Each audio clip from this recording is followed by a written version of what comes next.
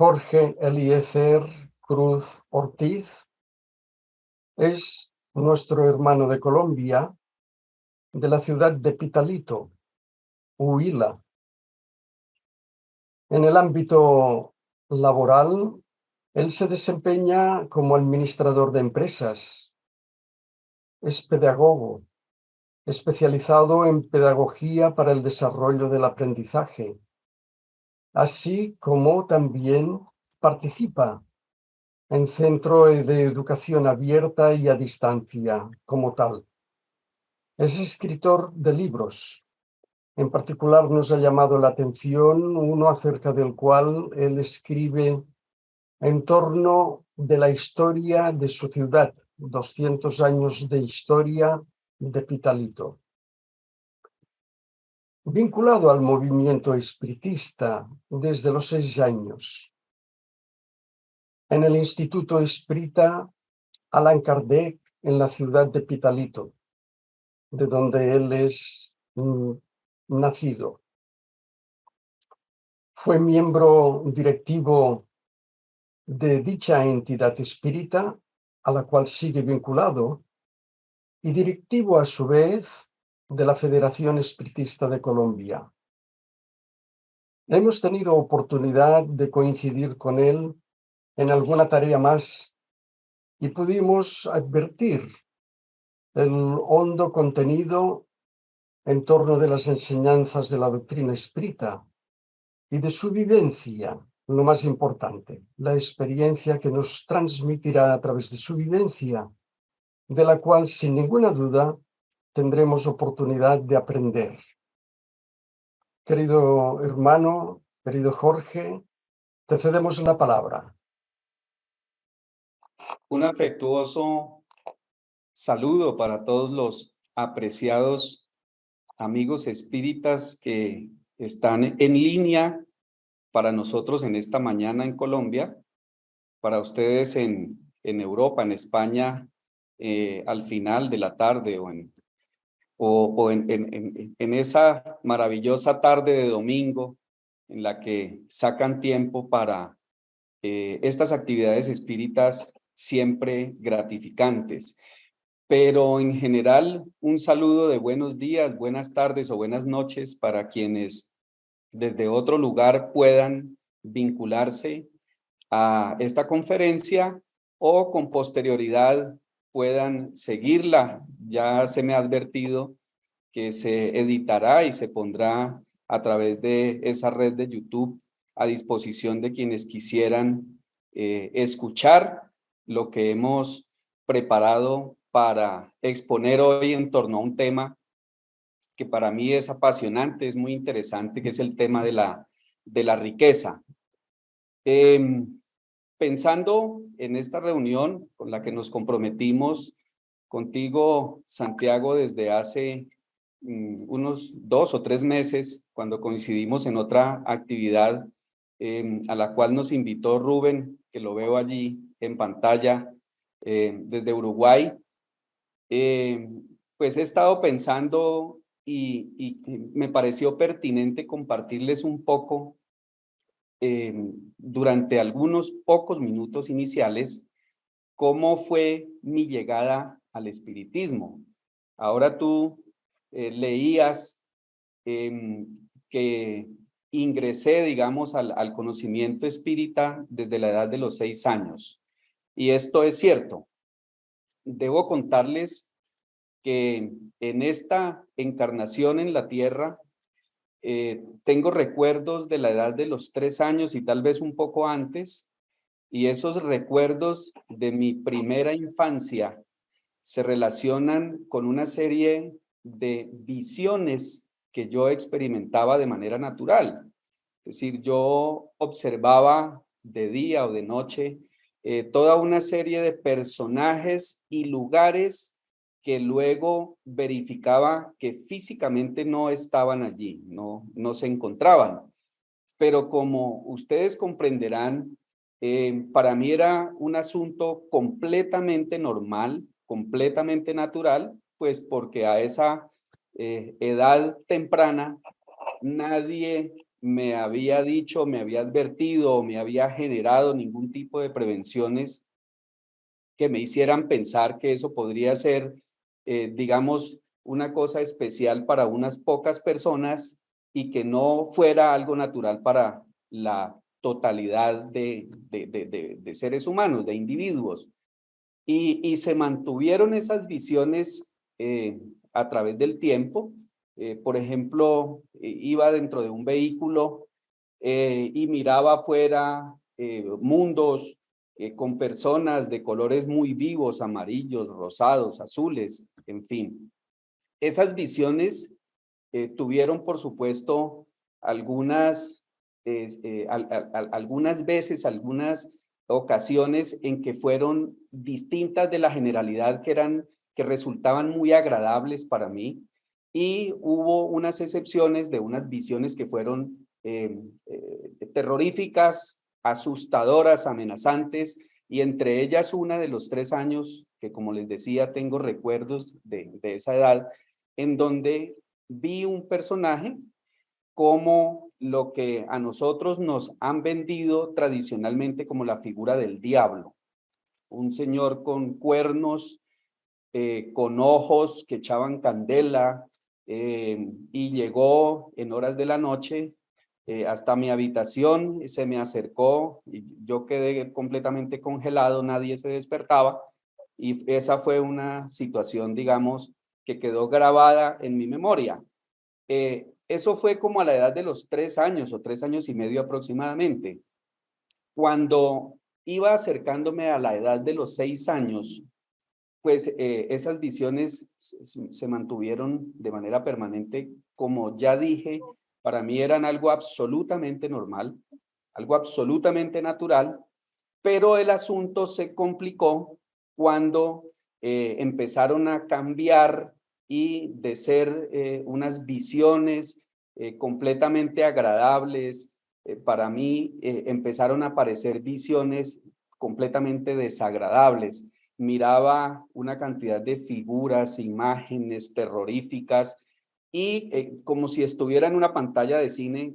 Valga decir que yo en esa época ni siquiera sabía de la existencia del cine, ni de la televisión, ni nada por el estilo, pero era como si estuviera asistiendo, digamos, a una película, a la presentación de una película, en donde habían toda clase de figuras, de imágenes oscuras, de diferentes tonalidades, y en el frente de ellas, como si fuera, digamos, el personaje central, una figura, una persona vestida de negro con sombrero, que me generaba mucho temor, y yo veía como que se me acercaba. Eso se convirtió en un problema de familia. Mi familia estaba compuesta por mi señora madre, mi hermano 2 años mayor que yo, y yo, solamente los 3. Y yo tenía que acudir en las noches a refugiarme en los brazos de mi madre para poder sentir protección frente a la amenaza de esas figuras, de esas imágenes.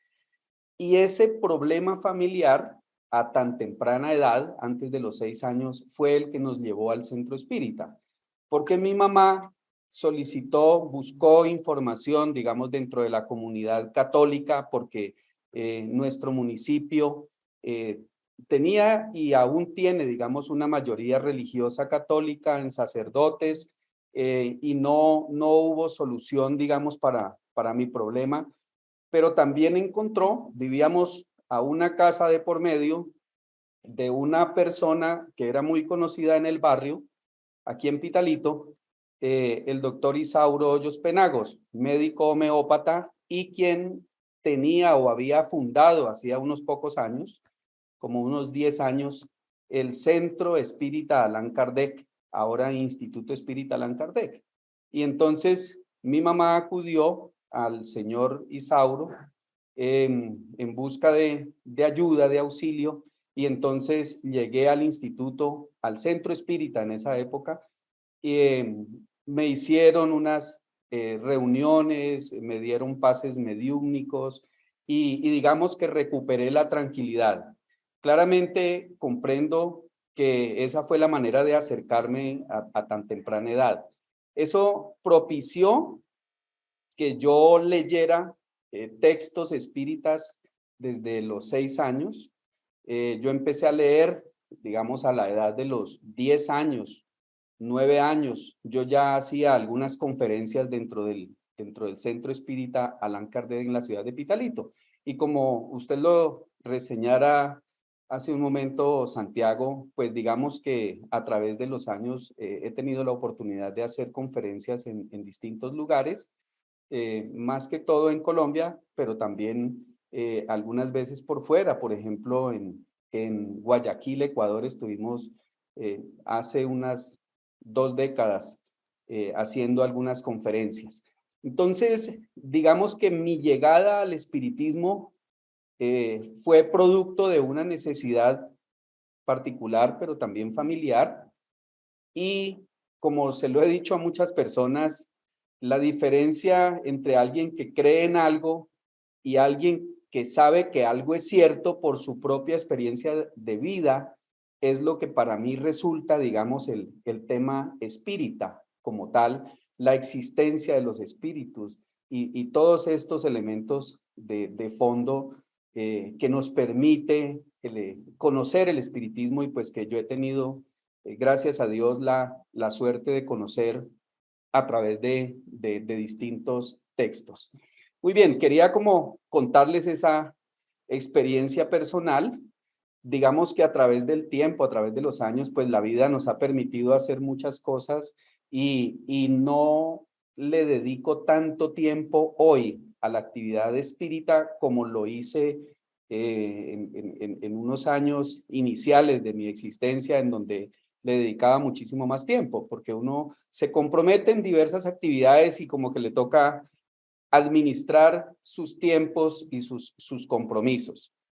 Bueno, ya puntualmente, respecto del tema, debo contarles que en el año 2020, cuando inició la pandemia, tuve la posibilidad de sentarme frente a estos aparatos a... pregunto si la pantalla se observa. Ok, gracias. Perfectamente. Entiendo que sí. Tuve la posibilidad de ponerme a buscar información a través de la internet sobre un tema que es el tema riqueza, asociado con un tema que es el tema felicidad. No desde la perspectiva espírita, sino desde una perspectiva general, pero obviamente en la presentación de hoy vamos a presentar algunos aspectos de esa auscultación de información y algunas reflexiones que hemos hecho en torno a este tema. Lo presentamos el año pasado en el marco de la 27ª Conferencia Espírita Nacional FEDECOL, que se realizó en el mes de noviembre, y digamos no quise cambiarle esta primera diapositiva para contarles pues que se presentó el tema y se preparó para esa ocasión. Aquí hay algunas frases con las que quisiera, digamos, estimular la mente de quienes observen esta conferencia. ¿Cuál podría ser el significado de la palabra riqueza? ¿Será conveniente tener mucho dinero, bienes materiales? Aquí hay una frase de Mateo 19, 20, 23, en donde leemos que es más fácil que un camello pase por el ojo de una aguja que un rico entre en el reino de los cielos. ¿Qué querrá decir?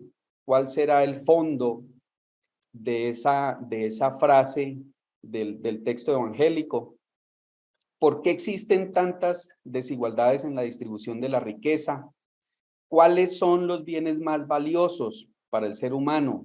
Lo necesario y lo suntuario, asuntos de herencia, riqueza social y riqueza espiritual. Yo estoy en el propósito de escribir un texto a partir de las reflexiones y de esta auscultación, de esta búsqueda de información que hicimos en el año 2020 de la pandemia, y es muy probable que podamos compartirla. Por supuesto, tengo la intención de publicar algo hacia finales de este año, ojalá y nos sea concedida esa posibilidad. Bueno, muy bien. Ah, carambas. Vamos a ver si, bueno, ahí pasó la diapositiva, ¿no? Dice Desiderata de Mars Herman: si te comparas con los demás, te volverás vano y amargado, pues siempre habrán personas más grandes y más pequeñas que tú.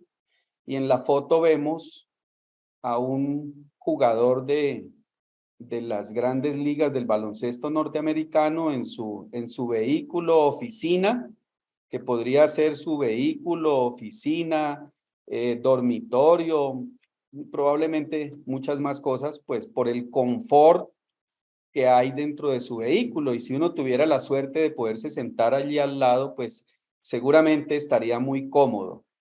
Pero al lado derecho vemos la fotografía de un niño que podría ser la imagen de un niño de cualquiera de nuestros países latinoamericanos, Colombia, Ecuador, Perú, que también tiene un vehículo y también está sentado sobre su vehículo, pero es un vehículo que nosotros lo llamamos en Colombia carretilla, donde deposita los desechos, las basuras que él recolecta, con las cuales consigue el sustento probablemente para sí mismo y para contribuir con el sustento, con el alimento básico de su familia. Entonces ahí vemos en esas dos imágenes dos caras de la moneda respecto de lo que implica la riqueza desde el punto de vista material. Y en estas otras dos fotos, en estas dos fotografías, también encontramos que al lado de unas condiciones de suntuosidad, de confort, de exceso, de abundancia de recursos económicos, se aprecian condiciones muy distintas. En la foto del lado izquierdo vemos que un cerco, una pared separa un gran edificio en donde en cada piso hay apartamentos de lujo con piscina. Aquí hay una cancha de tenis justamente en el lindero, en el límite que separa con el barrio pobre, con calles completamente sin pavimento y en condiciones pues de escasez evidente desde el punto de vista de economía, de la riqueza económica. Y en la foto del lado derecho pues vemos también lo que es común, lo que es frecuente en muchas de nuestras metrópolis en el mundo. Grandes edificios al lado de barrios en donde se apilan o se amontonan personas en condiciones de escasez extrema. Entonces, digamos que la distribución de la riqueza desde el punto de vista económico, de la disposición de dinero o cosas que pueden ser convertidas en dinero, es una constante en nuestro planeta y la vivimos en los países del primero, segundo y del tercer mundo y en cualquier esquina de la geografía de nuestro planeta Tierra encontramos estas condiciones. Y lo mismo se da entre unos países y otros. El estudio que hice, la búsqueda de información, pues obviamente no puedo compartirla aquí en esta conferencia en detalle, pero uno encuentra cómo hay unos países en el mundo en donde los salarios, los sueldos de las personas, los ingresos de los individuos son varias veces o equivalen a varias veces los ingresos de otras personas. Mientras en algunos países del mundo un individuo tendría que trabajar 3 o 4 meses si destinara todo su salario para comprar un vehículo nuevo, con el salario de 3 o 4 meses o 5 meses, podría comprar perfectamente un vehículo nuevo. Hay otros países en el mundo en donde un individuo tendría que trabajar 10 años y con todo el valor de su salario acumulado podría comprar un vehículo nuevo en su país. Estamos diciendo sin que destinen ni un solo recurso para ninguna otra cosa. Y estamos hablando de las personas promedio, es decir, del individuo promedio que gana el salario básico mínimo de su respectivo país. Entonces, mientras uno trabajaría 3 o 4 meses para comprar un vehículo nuevo, el otro tendría que trabajar 10 años para comprar el vehículo nuevo.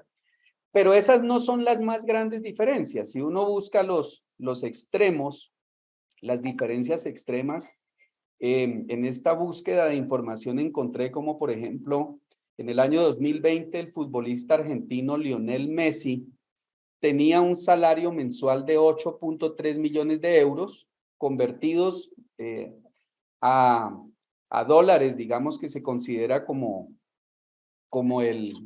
la moneda internacional, unos 9,87 millones de dólares mensuales. El futbolista portugués Cristiano Ronaldo del equipo Real Madrid tenía un salario de 4.5 millones de euros en el 2020. Si nos devolviéramos unos 2 años, la situación sería tal vez a la inversa.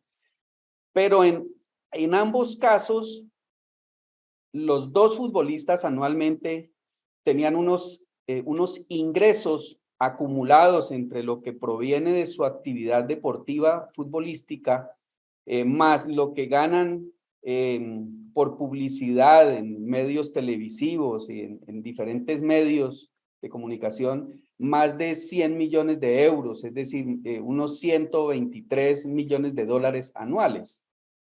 Ahí están, digamos, los links en la conferencia donde fue tomada la información y la fecha. Si comparáramos salarios, en el año 2020, el salario mínimo en Suiza era aproximadamente 4.054 dólares, el salario mínimo, es decir, el salario más bajo oficial que se pagaba dentro de ese país.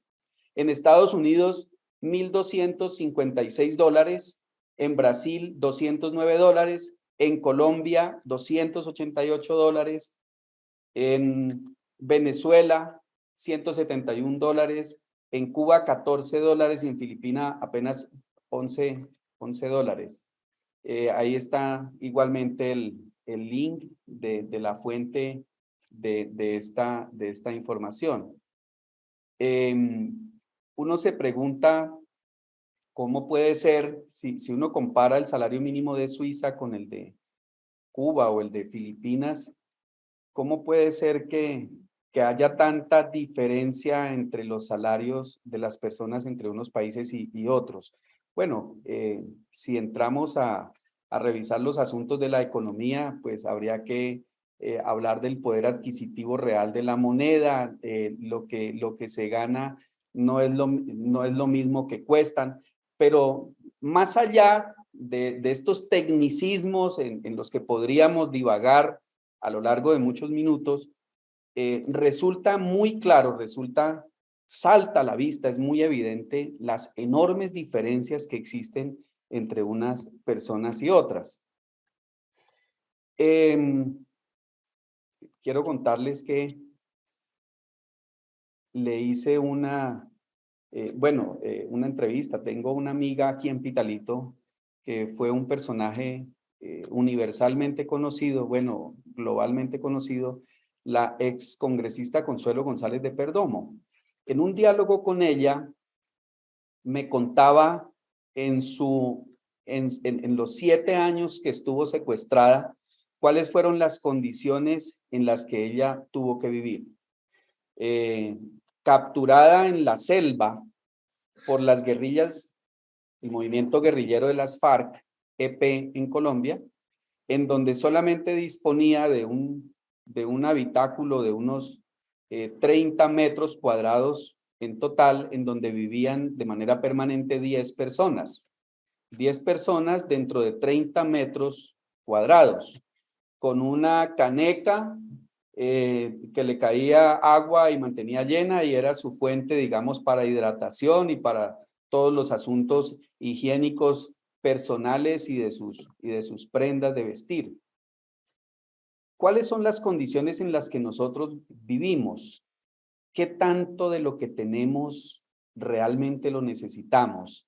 Porque hay condiciones de extrema escasez en donde uno realmente llega a saber cuál es el mínimo real de posesiones materiales que requiere para poder vivir y cuál puede ser nuestro comportamiento, nuestra conducta en esas condiciones de extrema escasez.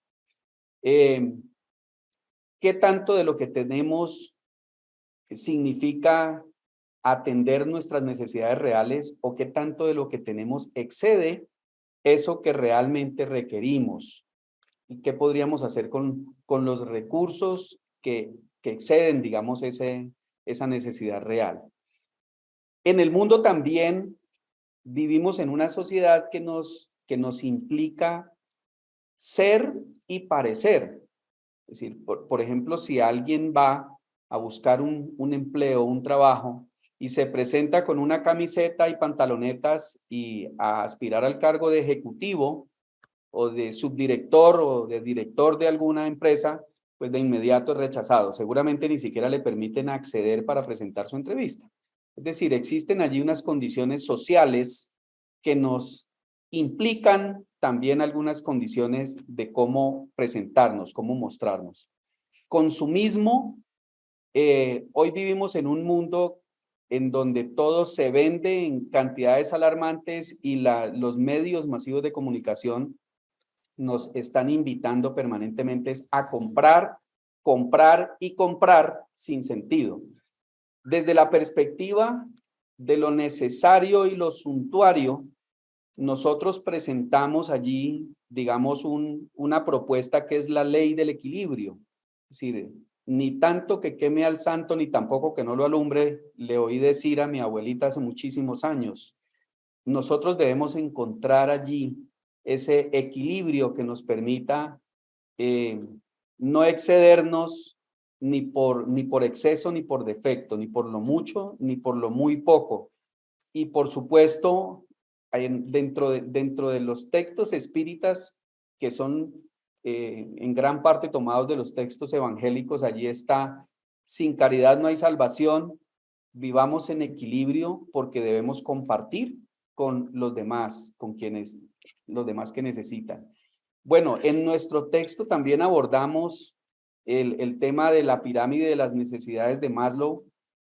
Abraham Maslow hace más de 70 años planteó, digamos, una escala en donde él habla de 5 categorías de necesidades: las necesidades fisiológicas, que son aquellas que tienen que ver con la existencia de la vida, del ser; unas necesidades de seguridad, protección, orden, límites, estabilidad; unas necesidades de afiliación o de pertenecer a unos colectivos; unas necesidades de reconocimiento; y en la parte superior de esa pirámide las necesidades de autorrealización o de crecimiento personal. Esta escala la complementó el mismo Maslow posteriormente cuando se dio cuenta que lo estético, lo cognitivo y la autotrascendencia pues no encajaban perfectamente dentro de la pirámide que había él mismo diseñado o propuesto. ¿Para qué abordamos esta pirámide de necesidades? El individuo va resolviendo de la categoría inferior hacia la categoría superior sus necesidades. Uno no pretende digamos, pertenecer al club social para hablar de las necesidades de afiliación si no ha resuelto su necesidad de comida, de alimento, su necesidad básica. Uno primero resuelve sus necesidades básicas y luego va escalando a resolver necesidades de orden superior. Por eso no podemos nosotros pretender que en medio de la escasez extrema de muchas criaturas, estas personas sean, digamos, precursores o promotores o hagan muestra de virtudes, de talento, de la poesía, del arte, de cosas que están en otro nivel de necesidades. Para uno poder desarrollar unas circunstancias, tiene que previamente haber resuelto unas necesidades de categorías inferiores. Como les digo, desde una perspectiva universal, no estamos hablando aquí explícitamente de la mirada espírita. Hacia un nuevo concepto de riqueza. ¿Qué es la riqueza? Cuando uno consulta los diccionarios, uno encuentra que riqueza es la abundancia. A nosotros nos han amarrado al concepto de riqueza desde la perspectiva de las posesiones económicas, de lo que es convertible en dinero. Pero resulta que no es así.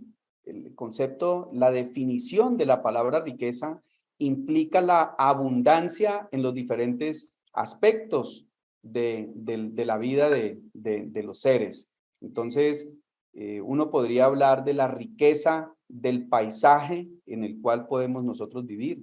Uno podría hablar de la riqueza cultural de una persona que ha tenido la posibilidad de conocer muchísimas partes del mundo y muchos aspectos o especialidades del conocimiento o del acceso al conocimiento al que podemos nosotros llegar.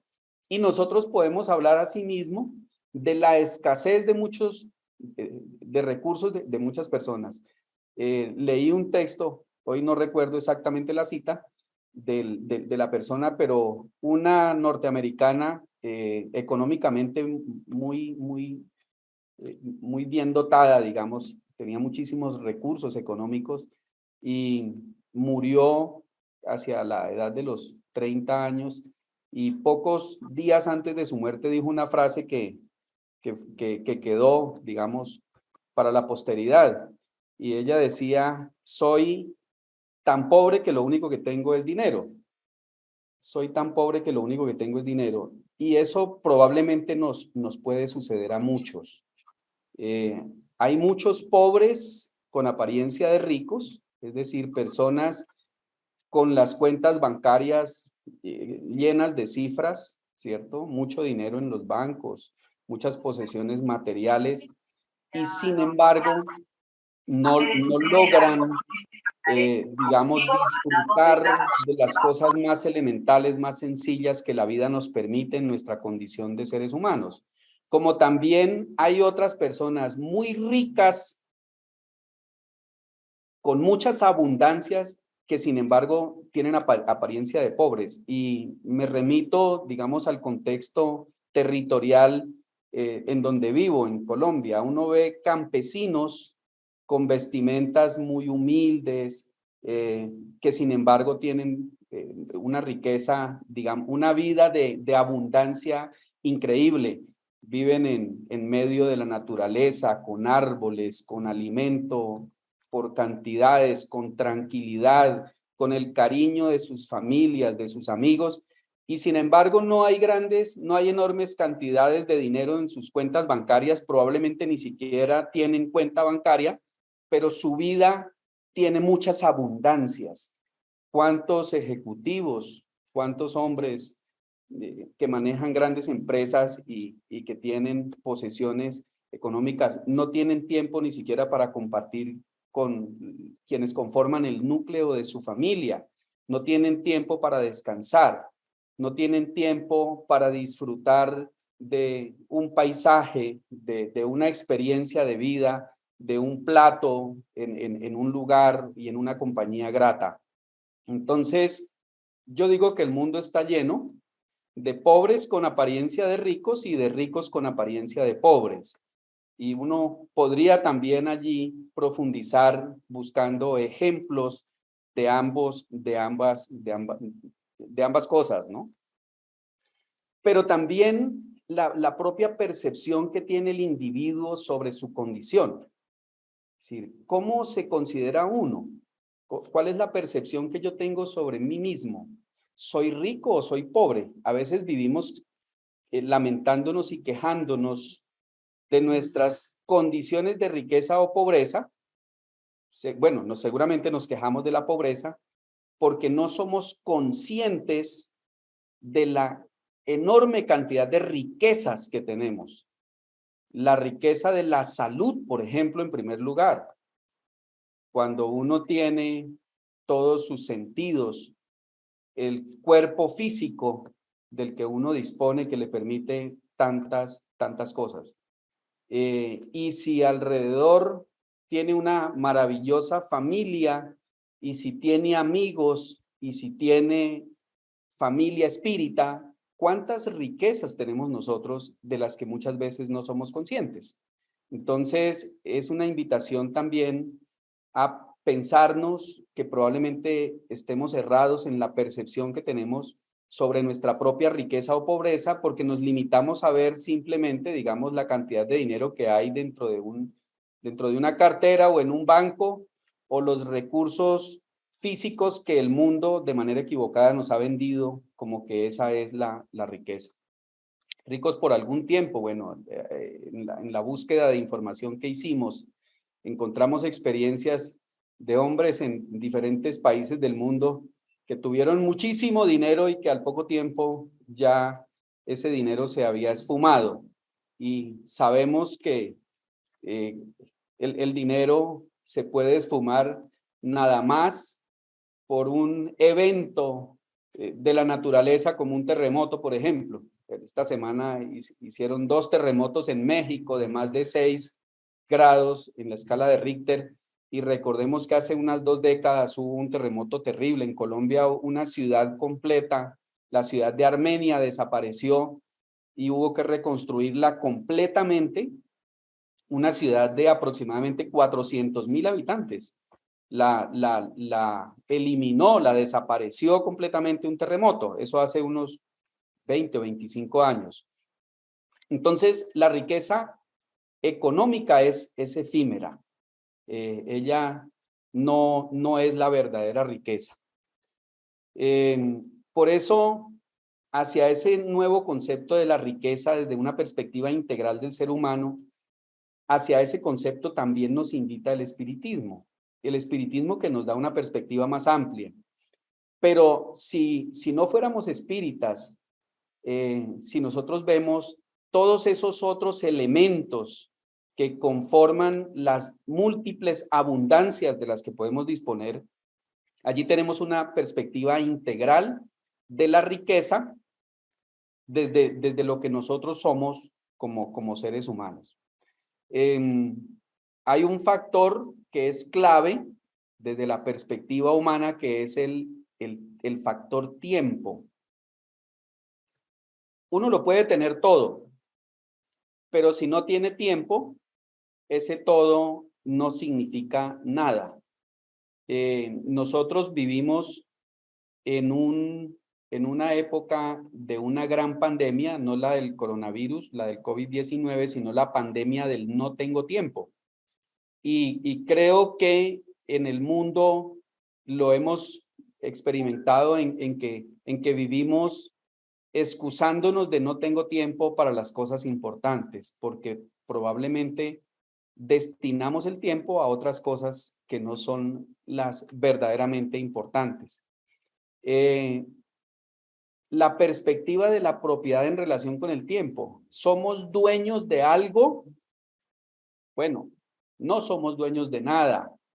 Las cosas del mundo le pertenecen a este mundo. Y nosotros, ya sea que tengamos un título que diga por escrito que eso nos pertenece, en realidad solo somos poseedores por un tiempo de cosas. y nuestro rol, nuestro papel es el de administradores de esas cosas de las cuales disponemos por algún tiempo.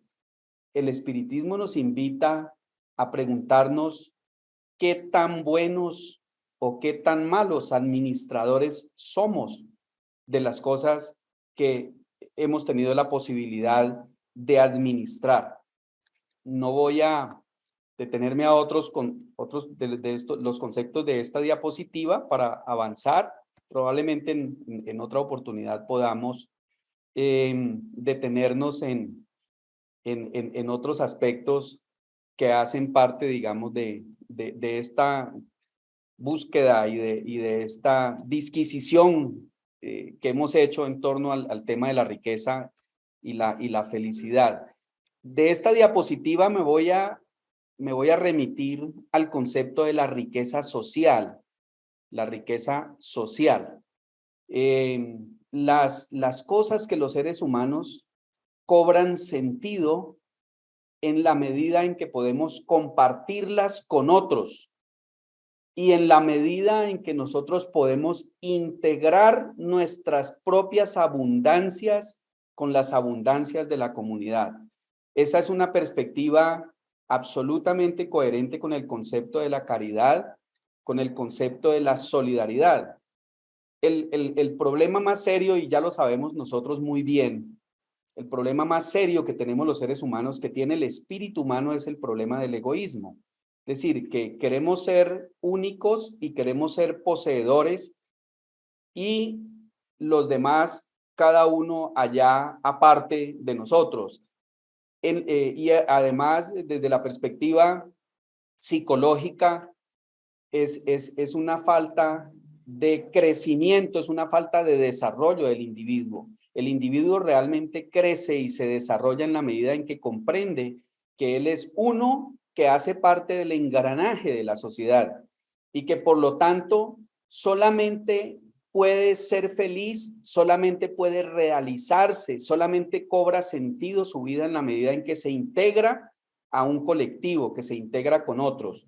Y de esta manera, si nosotros le damos valor a la abundancia de conocimientos, a la abundancia del paisaje, a la abundancia de la compañía, a la abundancia de los recursos económicos, a la abundancia de la amistad, a la abundancia de la riqueza cultural que tenemos quienes conformamos parte de una comunidad, podremos disfrutar de manera mucho más amplia del verdadero sentido de la riqueza desde una perspectiva integral. A eso le denominamos la riqueza social, la riqueza que se construye en compañía con otros, en colectivo con otros seres humanos afines, cercanos, y la riqueza que se disfruta, porque estoy convencido, cada vez me convenzo más, que la verdadera riqueza está en la medida en que nosotros aprovechamos o disfrutamos realmente de esas abundancias, porque hay muchos seres, ya lo dijimos hace un momento, que tienen abundancias, por ejemplo, en sus cuentas, pero que su vida es una vida de escasez, es una vida de pobreza, no tiene con quién compartir. Vive cuidando un número, una cifra que está guardada en un banco, vive cuidando y vive esclavo de proteger grandes edificaciones o una enorme cantidad de bienes o de artefactos, y vive ese esclavo de cuidarlos. Pero ¿cuál riqueza si no disfruta de todos esos elementos en compañía de otros seres queridos? Desde una perspectiva espírita, a este concepto de la riqueza tenemos que agregarle, por supuesto, la perspectiva reencarnacionista. Ya nosotros sabemos que existe una alternatividad de las pruebas, que llegamos a veces con más y otras veces con menos riqueza material, y que esto se debe o se explica en que el espíritu humano, en la medida en que va evolucionando, requiere pasar por esas diferentes experiencias para que vaya forjando su propia condición moral. Y allí vamos a llegar en la última diapositiva. Por lo tanto, la perspectiva espírita refuerza el concepto que habíamos planteado hace un momento de que somos administradores y no poseedores. Es decir, el plano de la tierra es apenas un escenario de pruebas para el espíritu, para el individuo, para el ser. Y en ese escenario de pruebas, como en la parábola de los talentos, nosotros podemos haber sido el que recibió 1 o el que recibió 2 talentos o el que recibió 5 talentos, y podemos actuar como cualquiera de ellos en cualquiera de los espacios o en cualquiera de las posibilidades. No es el quiz, el asunto, la clave no está en si yo recibí 1 o 20 o 1000 talentos. La clave está en qué hago con esos recursos que he tenido la posibilidad de recibir. Si yo tengo una pequeña empresa, ¿para qué utilizo esa empresa? ¿Para qué utilizo los bienes de esa empresa? Si yo soy o tengo la posibilidad de administrar una empresa internacional con presencia en la mayoría de los continentes del planeta, mi responsabilidad como administrador es muchísimo más grande. ¿Qué tanto bien generan los bienes que tengo a mi cargo? ¿Qué tanto soy generador de circunstancias que le permitan a otros seres aprovecharse adecuadamente para resolver sus propias necesidades y asumir sus propias experiencias de vida en esa posibilidad de progresión que nos permite la existencia en la tierra? Entonces, vuelvo y digo, no se trata de si son muchos o son pocos los recursos, sino del adecuado uso que hagamos de estos para nuestro propio progreso y el progreso de otros seres.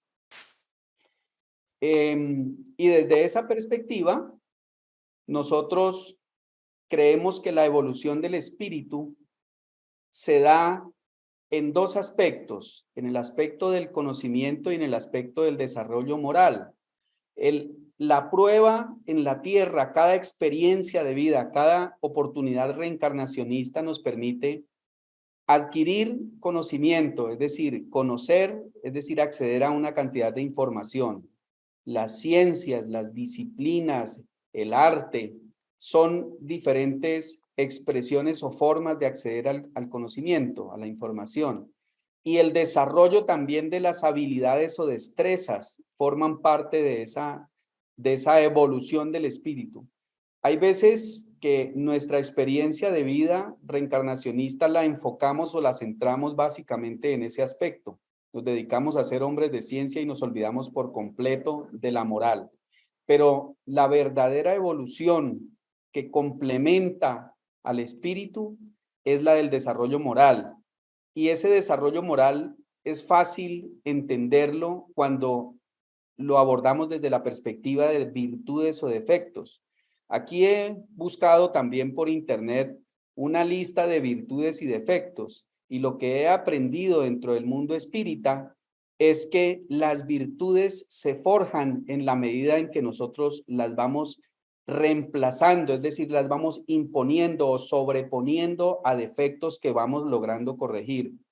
Si nosotros generamos o nos hacemos personas llenas de bondad, espíritus llenos de bondad, estamos de una vez borrando lo que hay de maldad dentro de nosotros. Y así sucesivamente. Bondad, honestidad, generosidad, lealtad, tolerancia, respeto, fortaleza, esperanza, etcétera. Valentía. Estas virtudes se van generando en la medida en que nosotros logramos reducir en nosotros mismos los defectos, la irresponsabilidad, la soberbia, la pereza, la maldad, el pesimismo, el egoísmo. Por eso, la invitación es a que seamos ricos en virtudes, porque esa riqueza es la verdadera riqueza del espíritu, la que le llevará a escenarios evolutivos de mayor evolución, de mayor progreso. Nosotros hemos dicho y dentro de las instituciones y dentro de las conferencias espíritas reiteramos que estamos en un mundo de expiaciones y pruebas. No vivimos en un mundo de felicidad, pero nuestro acercamiento hacia esa riqueza del espíritu desde la perspectiva de las virtudes que nos elevan para alcanzar otros espacios evolutivos superiores será en la medida en que trabajemos para nosotros corregir, aplacar, reducir, disminuir y cualquier otra palabra que sea sinónimo, la envidia, la ira, la hipocresía, la avaricia, el rencor, y por lo tanto seamos generadores de esas virtudes de la perseverancia, la gratitud, la responsabilidad, la solidaridad. Apreciados amigos, como he aprendido a ser riguroso con el tiempo, son 50 minutos desde que empezamos esta reunión. Mil gracias y espero que estas reflexiones nos permitan generar deseos de profundizar más en otras afines que nos permitan al fin y al cabo seguir fortaleciéndonos para abordar de manera decidida este reto de hacernos muy ricos, pero sobre todo en virtudes y en el aprovechamiento de todas esas abundancias que la vida nos ha permitido en esta existencia terrenal. Bendiciones para todos. Mil gracias. Vale, perfecto. Hay una pregunta del Centro Espírita Amelia Boudet que te dice: ¿por qué la riqueza es necesaria? ¿Por qué es tan difícil? ¿Desaparecerá algún día? Sí, la riqueza es necesaria porque el espíritu necesita recursos para desarrollar o para afrontar sus propias experiencias de vida, sus propias pruebas. Uno a la escuela o al colegio no va sin cuadernos, sin lapiceros, hoy en día sin el computador, sin la calculadora. Estos artefactos son necesarios para poder desarrollar nuestra propia experiencia de vida que nos permita abordar, afrontar la evolución del espíritu. La riqueza no va a desaparecer. Lo que pasa es que la riqueza para el espíritu, en la medida en que va evolucionando, va cambiando su perspectiva. Nosotros tenemos la gran equivocación, el gran defecto de creer que la acumulación de las riquezas, si uno mira, por ejemplo, las historias de nuestros antepasados, las tribus indígenas, por ejemplo, aquí en la Latinoamérica prehispánica, antes de la llegada de nuestros amigos que hoy están aquí a través de las pantallas del antiguo continente, pues uno encuentra que nuestros antepasados acá indígenas se enterraban con grandes cantidades de oro, porque ellos creían que la riqueza se podía llevar hacia esa otra dimensión de la vida después de la muerte.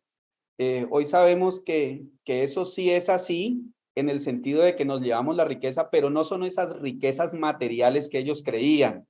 Nos llevamos esas riquezas de las buenas acciones, nos llevamos esas riquezas de lo que hayamos podido generar de virtudes que se contraponen a esos defectos que logramos corregir.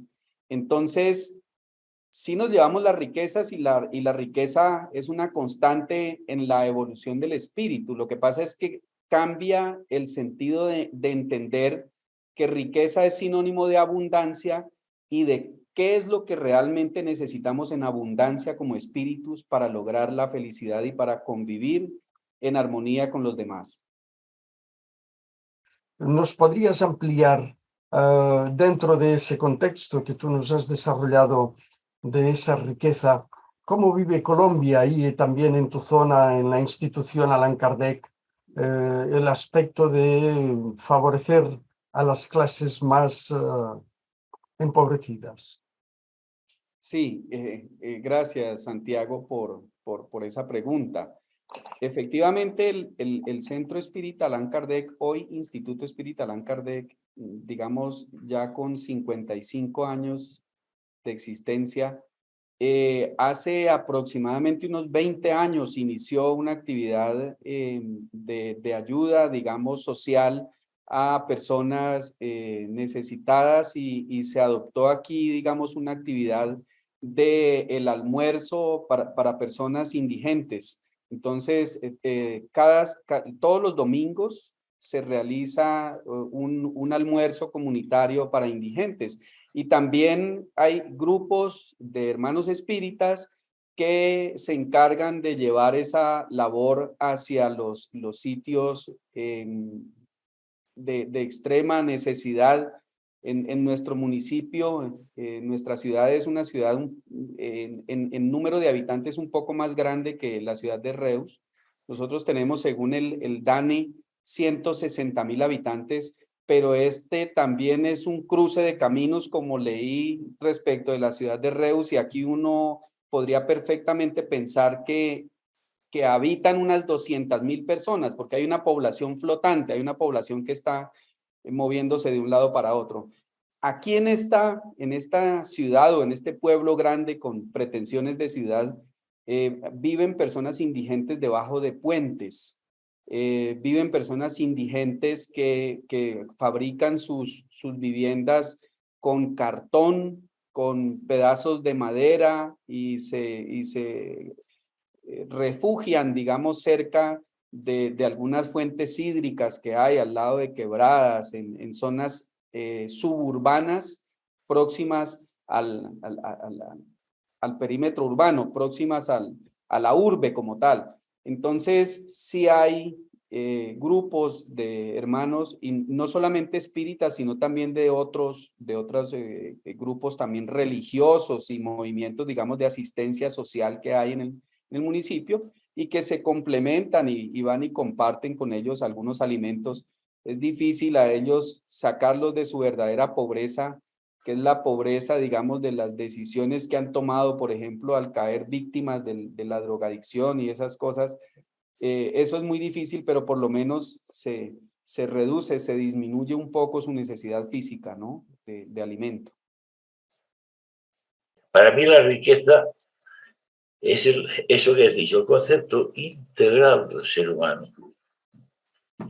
Y luego acabo, las cosas del mundo son de este mundo, has comentado. Y la prueba es saber cómo administramos esa riqueza. Ahí está la prueba. Pero también, ahí hago una pregunta. ¿Ser rico y tener ética es posible? Le respondo Ser sí. rico y humilde y tener ética, ser una persona normal, porque la riqueza es necesaria. Lo cuenta Gardner en la codificación. Lo cuenta en el sentido de que la riqueza, los capitales hacen las grandes corporaciones, las grandes obras y demás, ¿no? En fin, tal vez me he extendido demasiado, pero han sido más bien reflexiones que preguntas, porque has ejecutado muy bien cada uno de los ángulos de esa cosa que es bastante peliaguda. Gracias. Sí, Javier, dos cosas muy puntuales. El texto de Mateo es más fácil que el camello pase por el ojo de la aguja, que el rico entre en el reino de los cielos. Digamos que ha permitido que se haga una interpretación religiosa bastante desafortunada para muchas personas. Es decir, pareciera ser que la religión invita a la pobreza como el ideal, como el deber ser, como la meta que deberíamos tener, y no es así. Es decir, más allá de que pudiéramos hacer una lectura, digamos, mucho más amplia en un contexto de lo que significó y ha significado la religión en el mundo como un factor de dominación. Más allá de eso, aquí lo que nos dice es precisamente que la riqueza es una prueba bastante compleja, bastante difícil, y a veces nos volvemos adictos a la acumulación, y eso nos aleja de las verdaderas riquezas que hay en otros contextos. Eso por un lado. Respecto de la ética, riqueza y ética, bueno, en el texto que estoy escribiendo lo abordo desde la perspectiva, por ejemplo, del banco que presta dinero, de las economías pirámides, es decir, unas personas que generan ganancias para otros y para otros y para otros, con unos precios X y que generan grandes fortunas. Yo creo que la ética vinculada al concepto de la riqueza está en el buen uso que nosotros hagamos de esa riqueza y que no nos hagamos ricos desde el punto de vista económico, es decir, no acumulemos riqueza sacrificando a otros, porque a veces construimos riqueza sacrificando a otras personas. La esclavitud en el mundo no ha desaparecido. Es decir, si tú eres el dueño de una empresa y pagas pésimos sueldos, explotas a la gente y esa gente vive en condiciones de miseria para que tú seas cada vez más rico, que es más o menos lo que el capitalismo en el mundo nos ha impuesto como una regla, como un patrón de comportamiento universalmente aceptado, ahí hay una reflexión de cómo abordar la riqueza desde una perspectiva ética. Son temas que los podemos tocar solo así de manera muy introductoria y que ameritan, digamos, reflexiones mucho más amplias, pero yo creo que ahí está como la idea de fondo para que hagamos esas reflexiones.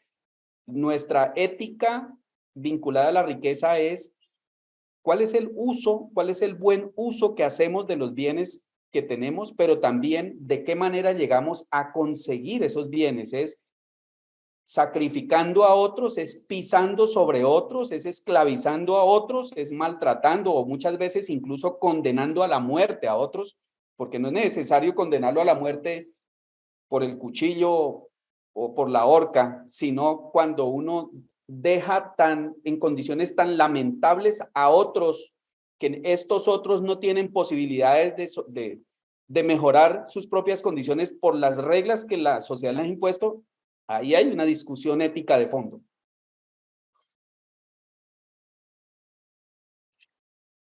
Sí, al hilo de lo que has comentado, perdón si hay alguna pregunta.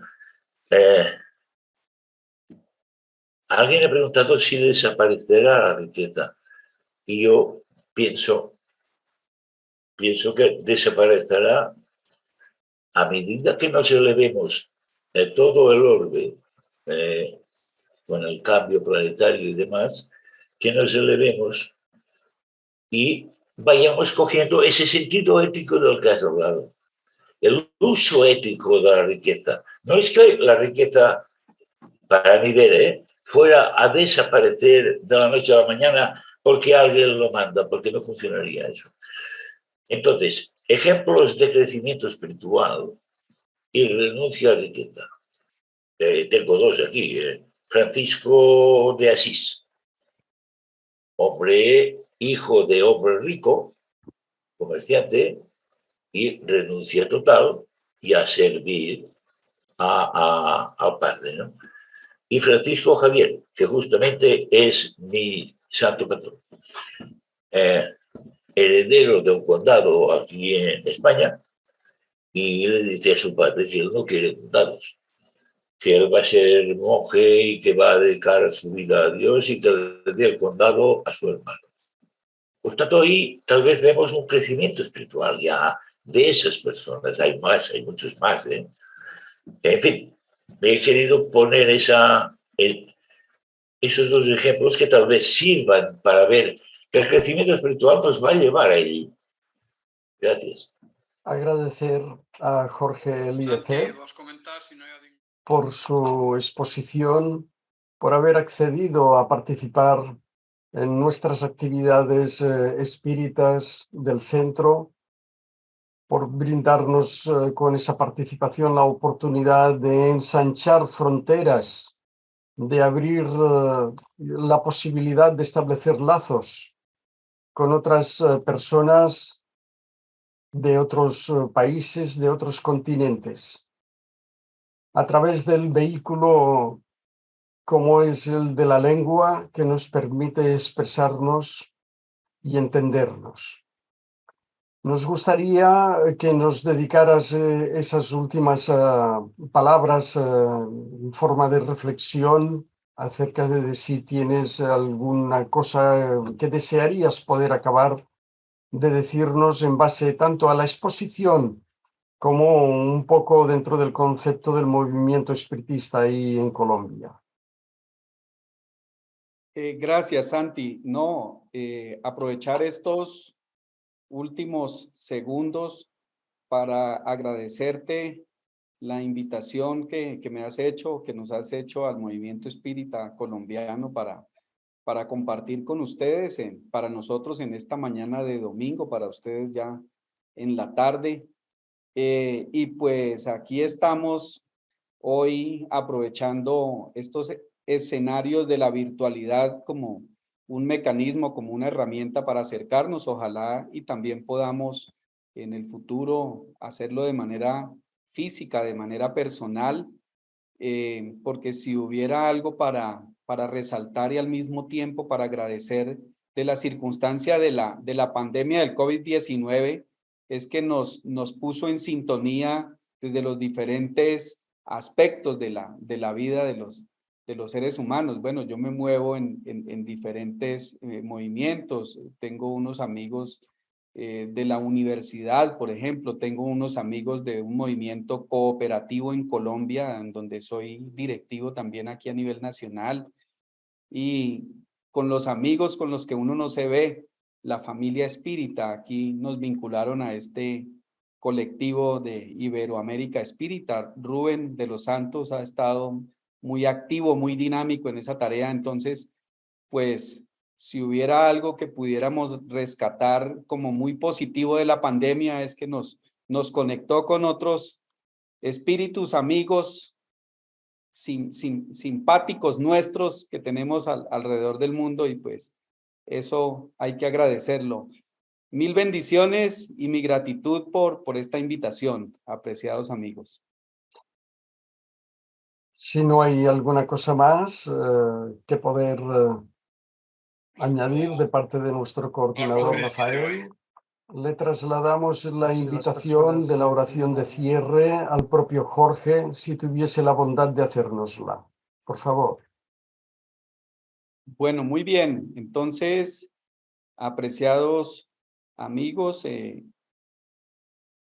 concentramos este momento, nuestras mentes, para darle gracias a nuestro Padre Universal por habernos facilitado estos minutos para compartir a través de la virtualidad con estos amigos que están en otros lugares del mundo, con el propósito de contribuir en el mejoramiento de nuestros hermanos que tenemos la suerte de tener cerca en cada uno de nuestros lugares. Gracias, Padre Santo. En tus manos encomendamos a cada una de las personas que hoy nos han acompañado y quienes puedan también visualizar y escuchar estas reflexiones en torno a la riqueza. En tus manos nos encomendamos a todos y una eterna gratitud por este espacio para compartir. Que así sea